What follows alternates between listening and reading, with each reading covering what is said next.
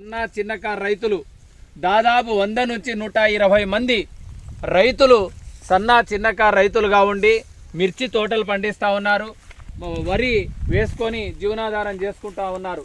ఈ ఆకేరు వరదల వల్ల దాదాపు 100 నుంచి 120 మంది